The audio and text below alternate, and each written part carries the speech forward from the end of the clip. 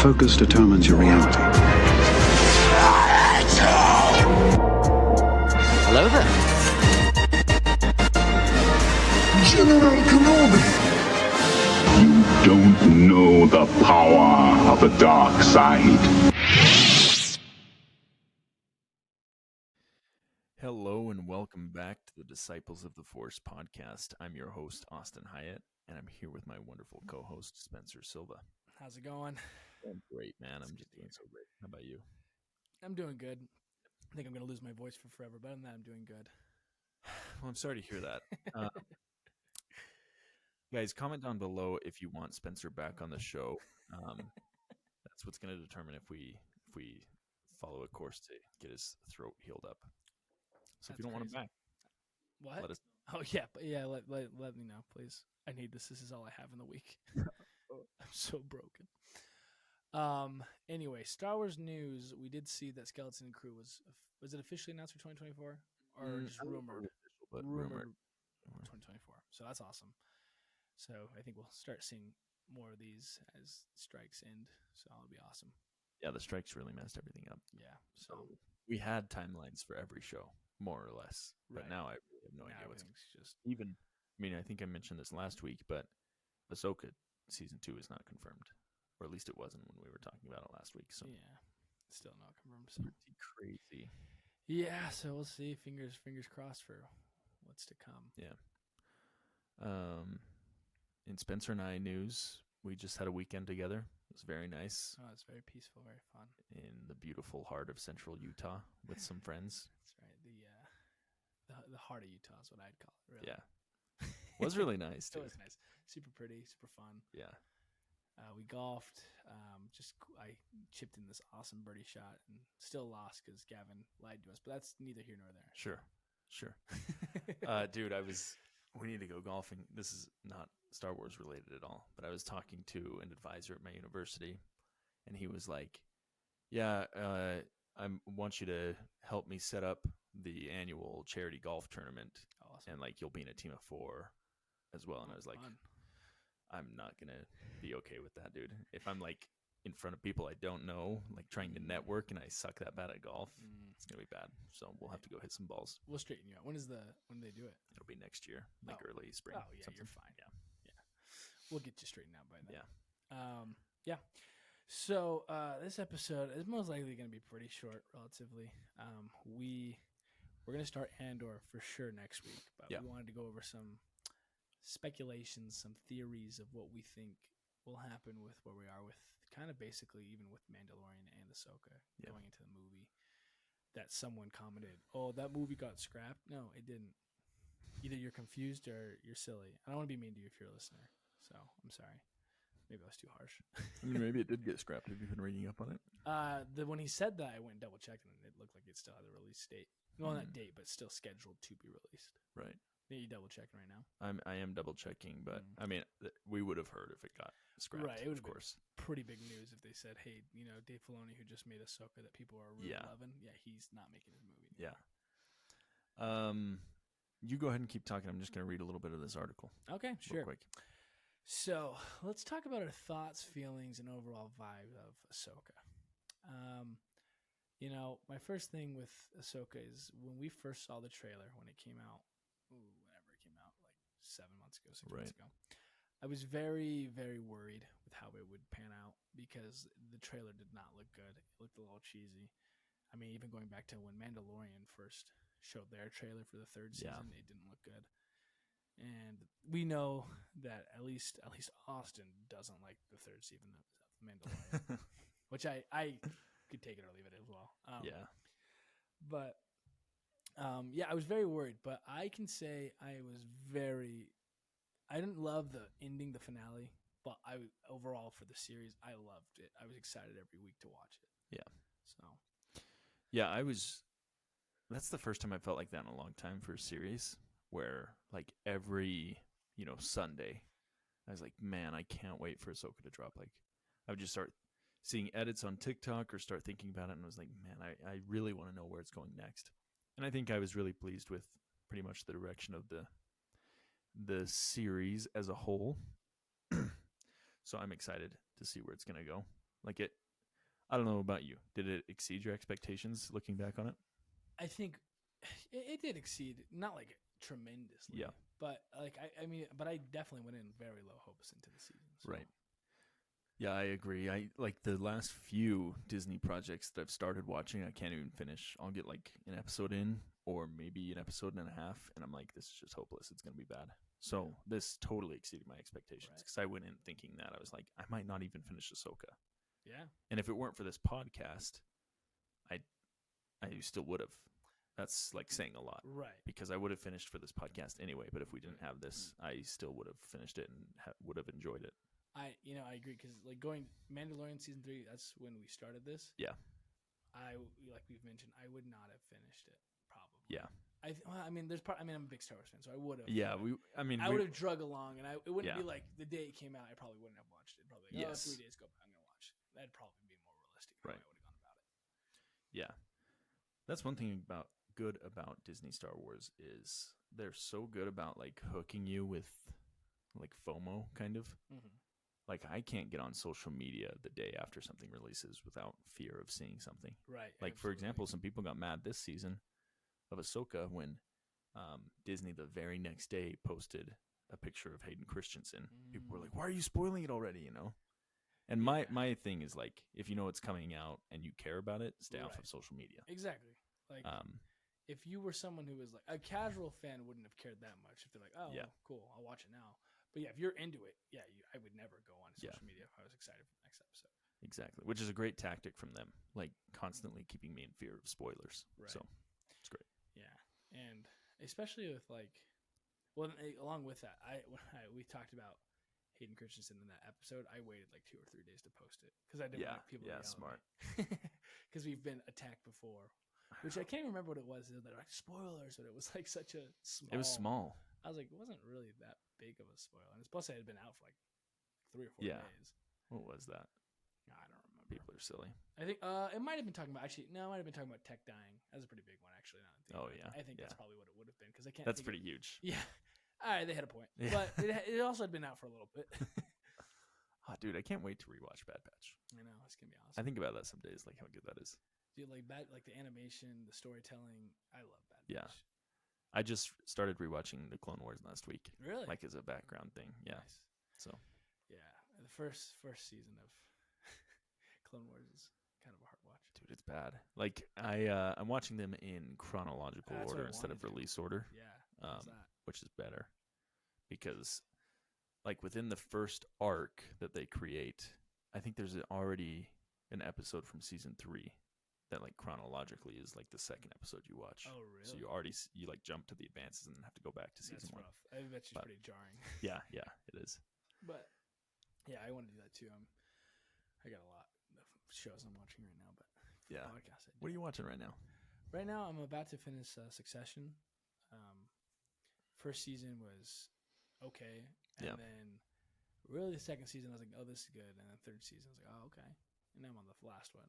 It's good. So it's good. Yeah, I'm gonna finish that, and then I don't know what I'm gonna watch next. I might watch Mad Men. We'll see. You're gonna watch Mad Men next? You've always wanted to watch it, never got around to it. John Hamm. I'm not a big fan. And the reason why I want to watch it is because in the show Succession, there's a guy who reminds me of John Hamm. Like, really? Like him. It's not him at all, but I'm like every time I see him, I'm like, is that John Hamm? Right. He's like a great value John Hamm, not as good looking. So okay, sick. Well, cool. Yeah. Has Forrest seen that? Yeah, he recommended it. Dang. How about his? Then again, I might go Sopranos. Actually, now that I'm thinking. You should just do Sopranos. I'm gonna go Sopranos. I haven't seen either of them. I know Sopranos is better. Yeah, I'm gonna watch Sopranos actually. I'll go back to it. Sick. Let me know what you think. Anyway, so with where Ahsoka's at right now, where do you think we're headed, or what are your predictions? So we've talked about this a little bit, but I'm very excited about Balin's story. Yeah. I hope they recast him. I hope they continue his story. Yeah, absolutely. There's no reason to leave Ahsoka and Sabine on Peridia without continuing Balin's story. Yeah, that'd be very silly and just I can see them trying to write it off, but they better not. Yeah, they absolutely could. It could be like a Grogu Din Djarin situation where they have this super emotional split up, then it's resolved in a different show, and then they immediately get back together. I could see like the resolution coming off screen. But this time they would have more of a reason because the actor actually died. Right. You know, so like it would be kind of justified. I just hope they don't because that's so much potential for a great story, whatever it is. Yeah, no, I agree. I think, and I mean, if they did that, I'd be very mad. Like if they wrote it like in Mandalorian somehow, and Yeah. cut it off, I'd be very annoyed. But I can see them doing. I can see why they did it for the Mandalorian to Boba Fett because Boba Fett probably didn't have very much going on.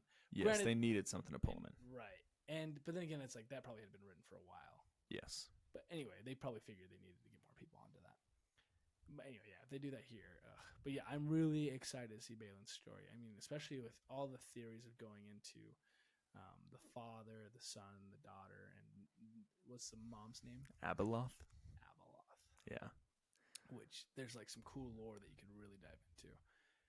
And I almost am 100% positive that's what it's going to be, just because he's pointing right. Yeah. Right. It makes sense. Kind of ties in the Dathomirian Night Sisters of like how they got their power.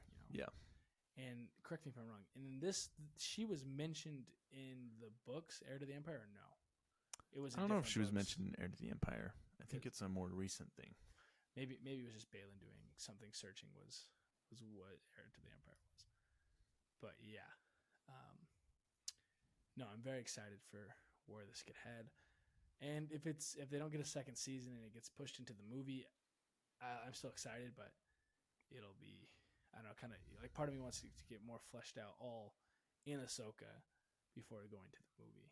Yeah. So Because I mean, I just have so little faith in Star Wars. Like they executed this well, but I could see them totally not sticking the landing if they try to go into a movie. yeah, Because you've got to resolve everything with the Mandalorian. Because they've talked about that being the culmination of everything right, that Filoni has set up. right, So that's the very end of the Mandalorian.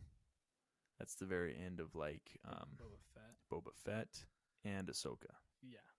Like those are three huge properties that they're relying on to put that in a 2-hour movie, 2-hour 20, and tie up all these loose threads that they just left us with. There's no way they could execute it. Yeah, I mean, they could execute it, but it wouldn't be Yeah, executed yeah, well. It'd yeah. be pretty bad. I think I'd lose interest in it. But Yeah. I don't know. I'm really. I think part of me, and this is just feeling. I have no factual way of saying this, but seeing how it performed through like social media, how people really accepted Ahsoka, especially when they brought in Hayden Christensen, like it got that huge burst. People were excited. A lot of people were commenting, "Oh, well, maybe I should start watching this." And probably got a huge viewership. Yeah. I assume. I have no numbers. I would assume they'd go for season 2. Yeah. Which probably it's not going to be as good as it could be better. I don't know. Mandalorian season 2 is better. Yeah. Yeah. It was Yeah. better than season 1. So I hope it's better. yeah. Not that this was bad. Again, No. I'm singing its praises, but I hope it's better. Yeah. If they do a second season. I mean, that's what we want with anything. We want it to be better. Yeah, than the last. exactly. Improve upon it. I could see them really doubling down on Hayden Christensen and involving him a lot more, like you said. Yeah. Like, I wonder what that would look like in a second season of Ahsoka, because she's gotten everything she needs from him. She's gotten all that closure. But maybe his Force Ghost like guides her off of Peridia. That could be something. Yeah. I don't know. That'd be cool. I'm excited. Yeah. So I don't know. That my biggest theory is that is what everyone's speculating. I think that's where it's going to go. And I think it's going to just all. I feel like season 2 is going to be a real Empire Strikes Back if they get season 2, where it's everything's all hope is gone. And I think if they spread that across the Mandalorian and Ahsoka, like the ending of these next seasons being like all hope is lost to tie into the movie, Right. that gives you a lot more to go into. Like, okay, everything is in shambles. How is this going to get resolved? Yeah, I would love like in episode or in season 2 of Ahsoka to see Ahsoka's arc play out on Peridia and see a little bit of Ezra's arc in the New Republic. Oh yeah, I'd like to see that. I wouldn't even mind if we didn't really visit Thrawn on Dathomir, and then if all of that was resolved in the movie. Kinda like so background. Next season of The Mandalorian, you tie up everything you need to with the Mandalorian arc, with Bo-Katan and all of her stuff. Mm-hmm. Tie that up in a nice little bow. Get Ahsoka all taken care of. Get her back to the Star Wars galaxy. Give us some more of Ezra. Nothing of Thrawn, and then something at the end of both of those 2 seasons leads them to have a conflict with Thrawn. Everything is lost, like you're saying, and the whole movie is about them defeating him. Yeah, I would like that. I would like that a lot. But I could also see them doing maybe like you're saying, Bo-Katan, everything gets resolved there, and it's kind of more of a happy ending. Yeah. And then I'm trying to think. In my mind, I'm thinking Marvel. I don't know if they did this in Marvel. Was there a movie in Marvel before Endgame where everything was good, and then all of a sudden Endgame happened? Not Endgame, sorry. Infinity War? Infinity War. Because I think some of those movies ended on, like, no, Ant-Man, he was stuck in the quantum realm thing. I'm trying to think. In my mind, I'm thinking of like everything's resolved, yay, and then a bigger issue. Yes. Is what I'm kind of imagining. But I can't think of anything. Like the Spider-Man movies, I think. Yeah. Anyway. I think all of them probably to an extent. Yeah. Yeah. Like, yeah. So, that's what I can see them doing that too with like everything gets resolved. All the big conflict, which now looks small in comparison to what they're really facing. Yeah, that would be nice. I could see that as well. Yeah. So, I'd say it too. I think that'd be good. Oh, no, a bit Adam. With that though, as well, did you watch The Master and Apprentice? I did. Short? I did. So hey, listeners, it's a really, really long watch. But if you want to watch something awesome, go to Disney Plus and watch Master and Apprentice. It's actually only 7 minutes long. It's tough to get through. Yeah. No, I was actually able to watch it between the time you said I'm going to be late. I have to get gas and the time you got here. Yeah, so there you go. that You're was welcome. Nice. Yeah, thank you. What were your thoughts? Awesome. I thought it was a little bit more about like Filoni than anything. But that being said, it is cool, like the comparisons he draws between himself and this character that he created in Ahsoka. Cool. Very cool. Yeah, like if you think about what was placed on him, like he took the reins essentially. I mean, Kathleen Kennedy, yes, she's over it, but he took the lead on a lot of his creative projects, so it was really cool. Yeah, it's such a weird position for him to be in now that you think about it. Like he studied under George when George held the reins, had every right to Star Wars, and then he survived through the sale of Star Wars to go and work with Disney. Like. It's just such an interesting position where I'm sure he still consults with George and talks to him about ideas, but like he's really coming to his own, and he is, he's taken on that mantle that George had. Right. It's just an interesting position for him to be in, and he excels at it, which is great. No, I definitely like that's why I love to imagine them having the little nerd chats. Like, what if I did this? Well, yeah, sure. Right. Which and then in the documentary it shows like they're in one of the seasons of The Mandalorian. George comes on set and they're talking, and they're like, he's like a proud dad talking to his son. Like, it's really cool to watch, which is really awesome because it just shows you that he cares so much. Like, he even goes around like how much he's grown from animation to now he's directing live action. You know what I mean? Yeah. Like that's he's gone through a lot. That it's really cool. Yeah, that's a huge change. It's crazy. Yeah. And then. Rosario Dawson. That's it. Just kidding. That did make me appreciate her acting more. Right. Rosario Dawson. Holy, I almost said a bad word. Rosario Dawson. No, it's cool. You can say Rosario. Yeah. Her friends sure. I love her, and I've seen her in some other stuff. I've seen her in Death Proof. Have you seen Death Proof? No, I've never seen anything. So it's pretty good, and it's got her and Mary Elizabeth Winstead, who plays Hera. It's a must-watch for Star Wars fans. Really? Yeah, it's pretty cool. But anyway, I just like during that interview, you hear her talk as herself. Yeah. And she even points it out, and I'm like, whoa, she does like make an active effort to sound and act like Ahsoka. Yeah. Which, of course, we all love Ashley Eckstein. We all grew up on her voice. But like the fact that Rosario like goes out of her way, and people are going to say like she's an actress. It's doing the bare minimum, but it means a lot that like she tries to capture the essence of what the character is. You know? I mean, like she easily could like that, and that's the biggest thing is like, yeah, she's an actress, but a lot of actors take creative liberty to just do whatever they want. Like, oh, I think they do this now. Yeah, and like she like and like you're saying, when she started talking in that interview as Rosario Dawson, before she called it out, I was like, that sounds weird. Like, it doesn't sound like the actress I've been watching this whole time. And then when she calls it out, you're like, that's even cooler. She recognizes that she's putting a valiant effort to really do it, studying mannerisms and all these things, and like did her homework. Yeah, like that, like especially for a fan base, that means a lot. Right. Because like she could have gone in, watched a couple things. Oh, I get the gist of what she does. Cool. I'm gonna go do my thing. Yeah. So I mean, I know people are gonna hate and say, "Oh, she's too stoic," but Ahsoka is stoic. Look at her in the Rebels. She's very stoic. Yeah, exactly. She's not that happy, preppy teenager. She's grown. She's been through. She was like in 2 wars, basically. You know? Yeah. Clone Wars, and then going into the Rebellion. Yeah, and of course she's gonna grow up to be like this stoic, serious adult when she was a child Yeah. warrior. You know, like that's pretty crazy, and that's something that's overlooked. I think that's why a lot of people appreciated the flashback, the live action flashback.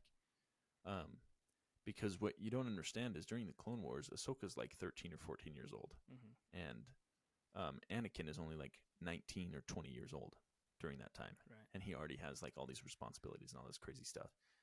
They joined the Order to be keepers of the peace, you know, and their whole lives are uprooted by this war and totally changed what they become. So of course she's going to be stoic and, you know, different after that. So I think it's a great character arc, and I don't know why people don't like it, but Yeah. I think it goes down like they want it to be who they knew, but people, you change, you're older.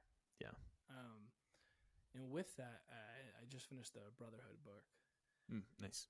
And there's a short part with Anakin and a Padawan who is new to their training, like brand new. Right. And I'm pretty sure they went, I can't remember anyway. But the whole time she's like, oh, this is like, she's like, I don't feel comfortable with this. This is war. I don't like this. So it shows you like even before Ahsoka, like Anakin had to learn with like, well, that's just how it has to be. This is who we are. And it's like, you look at that and like putting in more perspective of just like children in the Star Wars universe, just going to war. Like that's insane. Like you have this power, but you're going to go fight in a war. It's crazy. It's a crazy thing. It is crazy. Anyway. I did see this thing, speaking of like their youth and how young they were. Canonically, Ahsoka was in the Jedi Order before Anakin.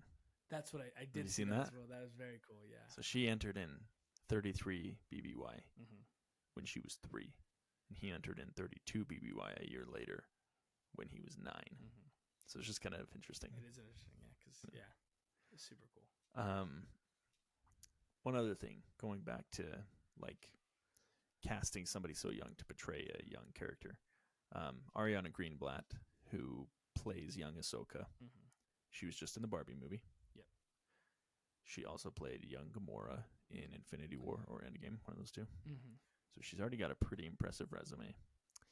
But I watched it. Did you see that interview with her that Star Wars posted today? No.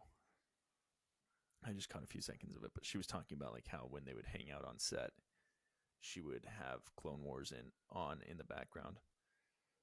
And she would also like watch how Rosario did things and try to emulate Rosario's acting.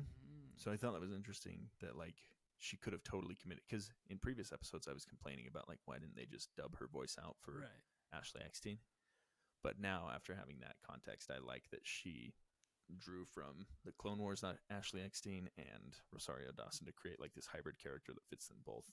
And I think she did well. I don't know. Before you were talking a lot of smack. I hated her in the Barbie movie. I'm sorry. Yeah. And I didn't like seeing her in Ahsoka. But she's fine. Well, that was a character she was playing in the Barbie movie. I She's know. probably a sweet person. She's probably great. She's probably great. No, yeah. That's cool. I did not see that. That's really awesome. Yeah. And one thing I was going to say was about the Master and Apprentice little short thing they had was, it was funny when Dave Filoni was talking to George, and they're talking about when they were writing the Clone Wars. He's like, yeah, and then we'll give Anakin a Padawan and apprentice. He's like, but Anakin doesn't have a Padawan. And then George Lucas is like, no, Anakin has a Padawan. Right. Like, this is cool. Like, he got to say whatever. Like, he was the law. He's like, no. Yeah. I'm saying that he had one. Which is crazy because it's just like, I'm sure when they first thought that, like, how are we going to tie this so it doesn't look weird going into the next movies? So, right. Really, really cool. It shows like George's willingness to take risks, because you see that a lot in Star Wars. Like, if you watch the behind the scenes of episode 3, like how he kind of just makes decisions on a whim. Oh, really? Yeah, like when they're doing the design mock-ups for Anakin, and he's like looking at his hair and he's like, I don't know, like what about this one?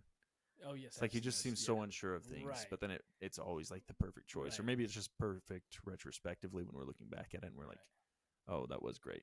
Yeah. But anyway, I just think it's cool, his decision-making process. It seems so casual, but it turns out like defining Star Wars as we know it. Yeah, and you're right. He does take a risk. He does Jar Jar Binks. He Mhm. also does speed running, force running. Yeah, that was cool. Dude, Just bring that back. I was laughing at that. I was just sitting there the other day thinking about that. I'm like, that's such a like, just like speed run. Okay, Right. did it. Never ever been returned to it. mentioned, gone back to at all. It's just very funny.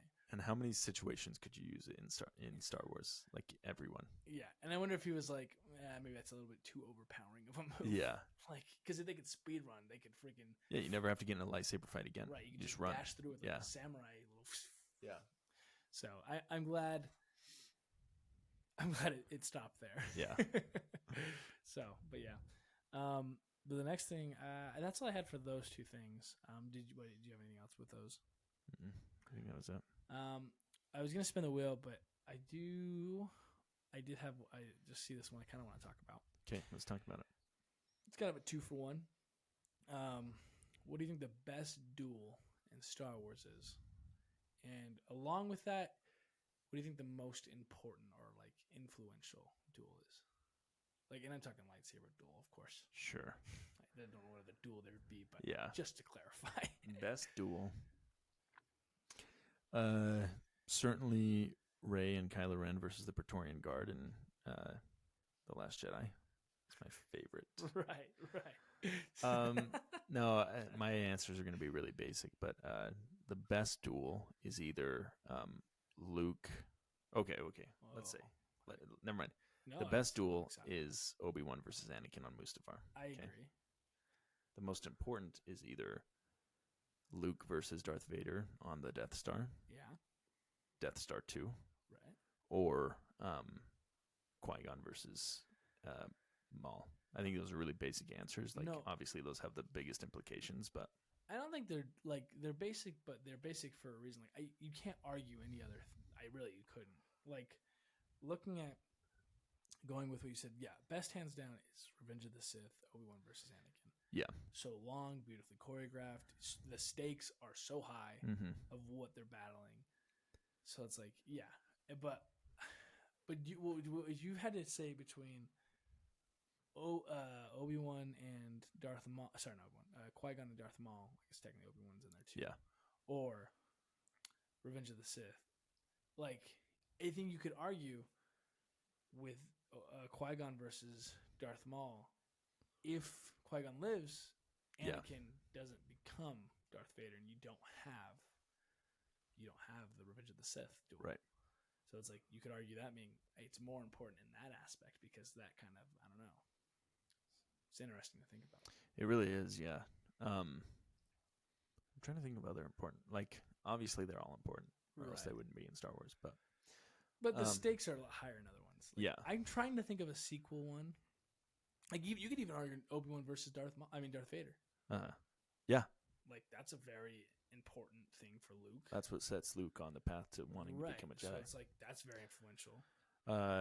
Anakin and Obi-Wan versus Count Dooku. When Obi-Wan is disabled, Anakin kills Dooku at the command of Palpatine. Yeah. Like, that's a huge thing. Huge. Yeah, a lot of good stuff. You know, but I'm trying to think of one of the sequels, and I can't think of something that had like the same implications, like right. the same. There's not like narrative weight. I mean, like Rey versus Kylo on Force Awakens with Finn. That one's ridiculous because, I liked. It's ridiculous. Like, if it would have been a setup for, which it should have been, for Finn being Force sensitive and becoming a Jedi, then it would have been one of the more important ones ever. Because he wields the. Yeah, but it's totally wasted. I mean, I really do like Luke versus Kylo in The Last Jedi. When he's like he's thing. just a Force vision or projection. That's a good word. I like that. And but that doesn't really change Kylo. Yeah. Where it does for like 20 minutes when he wants to join up with Rey and kill Snoke. Yeah. And then in the next episode, he's just back to being evil. I don't know. With no explanation. Yeah, none of them, man. Yeah, there's not a single one I'm trying to think in the sequel trilogy. Well, here's the thing. If you want to just be okay with the narrative that's created in The Last Skywalker, then Rey and Kylo teaming up to defeat Palpatine once and for all. Yeah. That's the most important thing in all of Star Wars ever. True. Because the Final Order would have totally destroyed the galaxy. Yeah. I just don't care. I don't buy that, you know? Yeah. I've always wanted to ask you, I don't think I ever did. What were your thoughts when they passed that lightsaber throw? When Kylo hands it to Rey, or Rey, I can't even remember. I'm kind of okay with that because it's built up as them being like a dyad in the Force, or whatever they call it. I'm okay with that. Really? I'm okay with the Jedi of the past, like, speaking to her. That I'm okay with. That makes sense. Kind of reminds me of Avatar: The Last Airbender. Yeah. Right. The past avatars can talk to him. If there was any cohesion between the three movies, any one of these would be more important. But, like, even that concept of her being saved by all the Jedi, like, coaching her through it, or, you know, giving her hope, it starts at the beginning of that movie. Like, she's just like, speak to me. We don't even know what she's referring to, how she learned that that's a possibility, or how it's going to come into play later.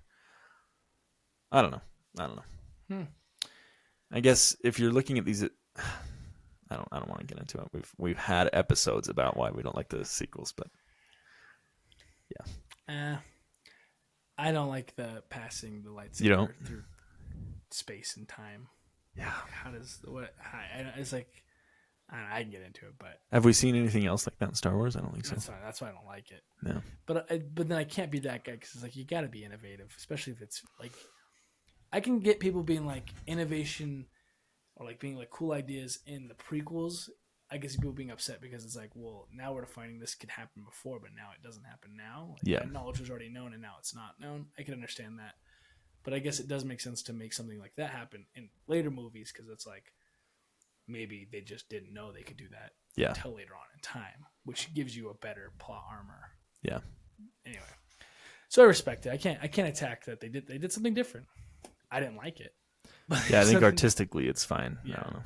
Anyway, but I really think if I had to say the most influential, I'm going to go Qui-Gon and Darth Maul. Yeah. Because Qui-Gon lives. We talked about it before.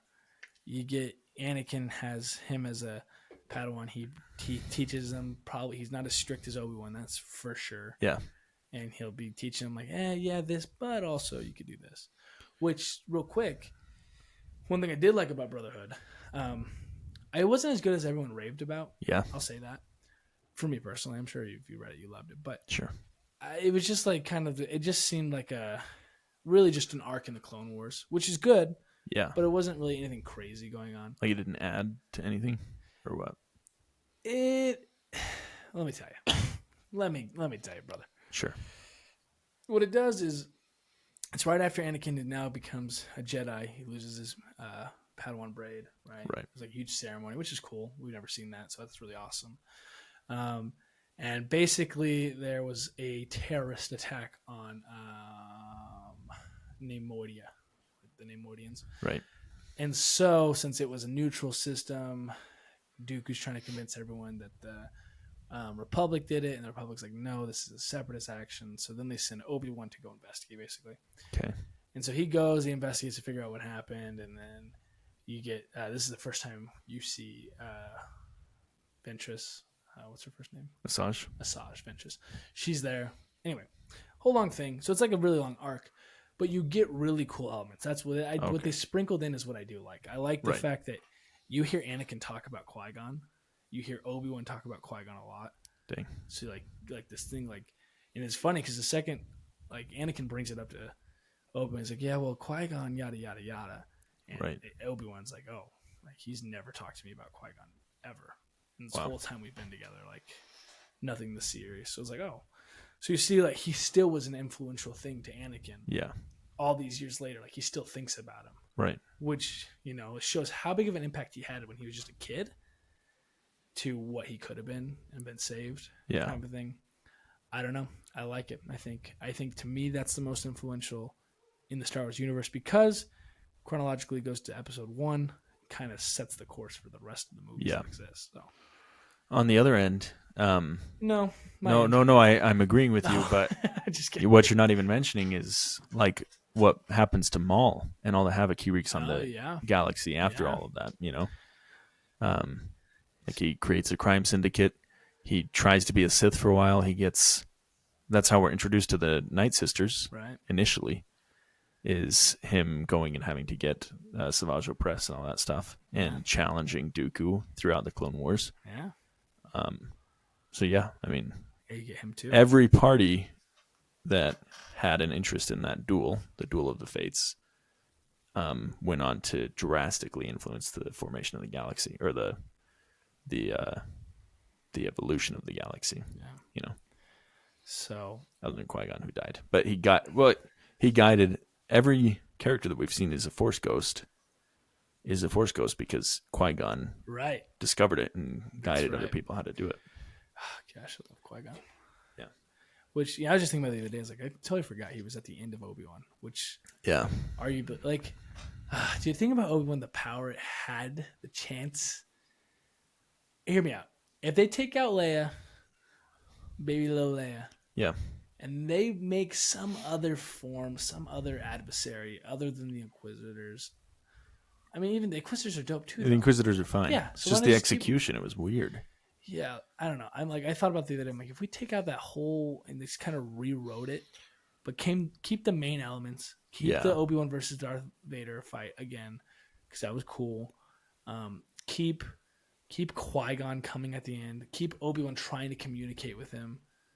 Dude, even an Inquisitor who is going after Obi-Wan to use his leverage for revenge against Darth Vader. Cool. Such a cool arc. Great storyline.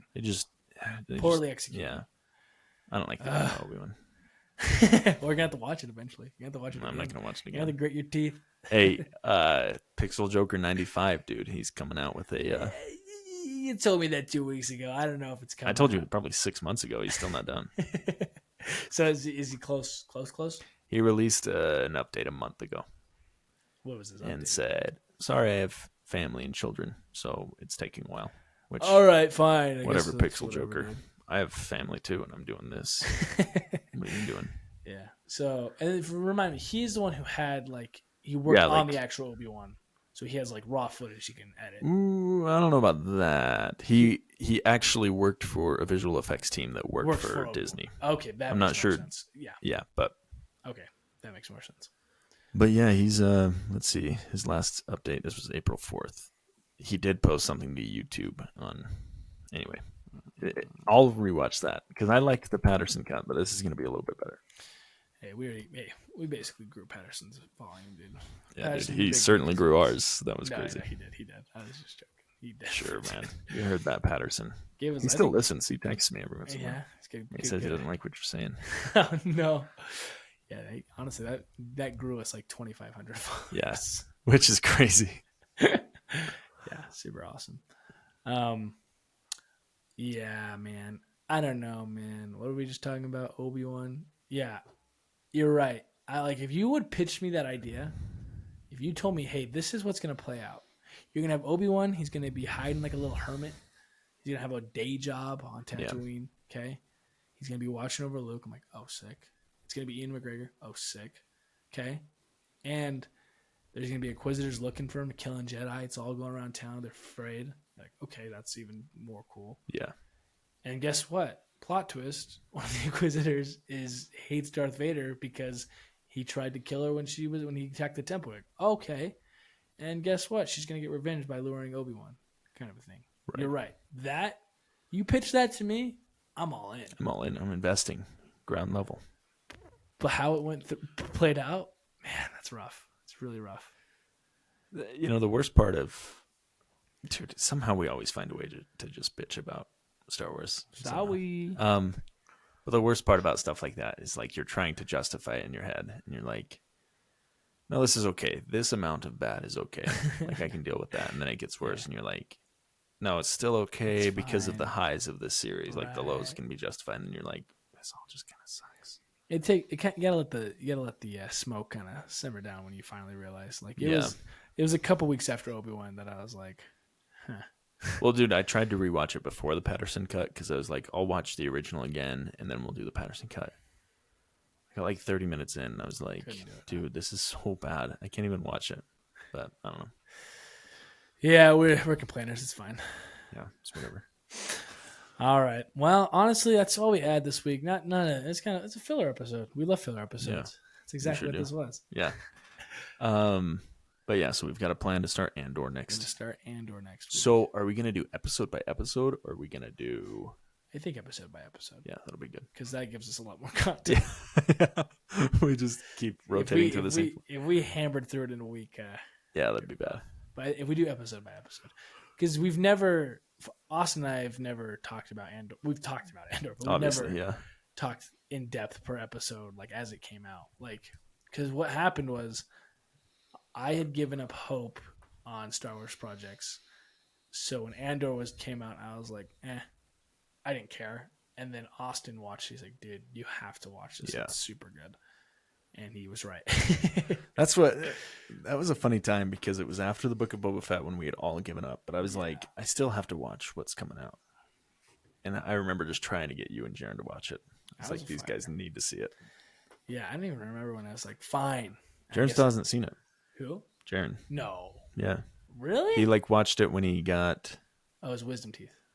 Or Couldn't have been his wisdom teeth. What some- was it? Oh, his tonsils. Tonsils, that's what it was. So he was like high the whole time on Yeah. painkillers. I was like, dude, you need to rewatch it. Yeah. Ugh, I'm excited. Because honestly, I didn't even remember the first episode, so I'm excited Yeah. to watch it. It's going to be relatively new to me, honestly. Okay, sick. So, I'm excited. I'm excited. All right. Well, like I said, short episode this week. We'll come back with Andor. Hey, if you want to watch along with us, please do. Start Andor 1. Just one, because it's only one season. So episode 1, watch that. And give us your comments. We love comments. We love talking about it. Tell us what your thoughts are, what you hated, what you didn't like, or what you loved. That's all I got. Well, perfect. That's all I've got too. All right. Thank you for being a disciple of the Force.